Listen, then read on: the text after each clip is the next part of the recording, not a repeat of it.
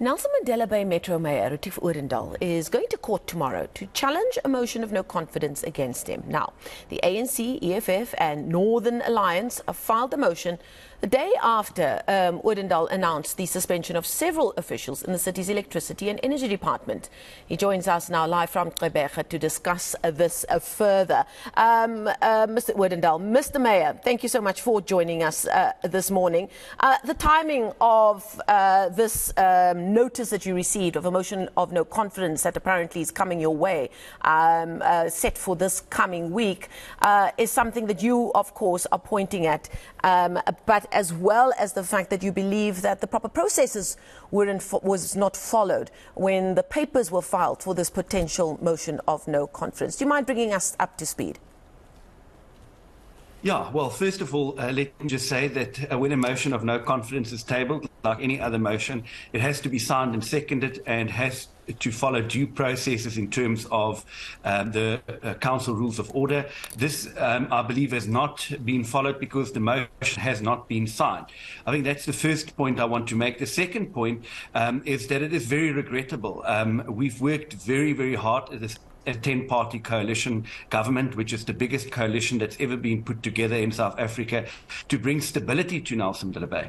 And obviously, when motions of no confidence are tabled, we see some instability, and we don't want that for Nelson Mandela Bay, because in a city that has had 57 municipal managers over the last 13 years and 10 executive mayors over the last decade, we obviously want to bring some stability to Nelson Mandela Bay. The timing, of course, is also very regrettable. I've made it very clear that Nelson Mandela Bay is number one for looting in the country. It has got about 20 billion rands worth of irregular expenditure on its annual financial statement. The majority of that funding being funding that was spent in contravention of supply chain procedures. In other words, that's more than any provincial government, more than national government. So it points out that there were grand-scale looting here in the city over the last couple of years. We have just stumbled upon one of the most corrupt practices uncovered yet in the electricity and energy department. That's been going on for a number of years, and we estimate that the corruption could potentially go into the tens of millions of rands.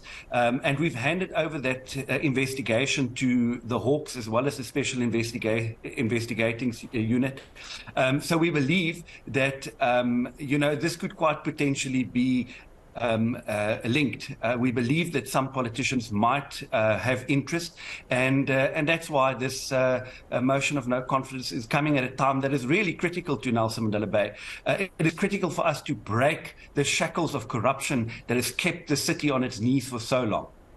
Now, Retief, this kind of thing never really happens overnight. Like you said, if you had wind of the corruption taking place in the city's electricity and energy department, it would have taken quite a bit of work to start collating all of that information and so-called evidence. Like you said, you've already handed it over to the correct law enforcement and justice organizations. You've been in office since September 2022, which I suppose, given current history, is a very long time for a Metro Mayor in South Africa, but it really is only 6 to 8 months. Did you get an inkling, especially after you uncovered this alleged corruption, that there might be political ramifications for you or whatever coalition you are working on behalf of if that investigation eventually went public like it did with these suspensions? Well, we suspected as much, as these things go, they're normally linked with one or two corrupt politicians. Now, they might be still sitting in council, or they might be outside of council in other structures. But the reality is that we started really investigating this specific case about 2.5 months ago. And that was also the first time that some politicians indicated that my time should be up here and that we should remove the current government. So I don't think it is a coincidence. In politics, nothing is a coincidence. And I think that, luckily for the city, the investigation is now in the hands of the authorities, and nothing will be able to stop it, whether I remain in government, in my seat or not.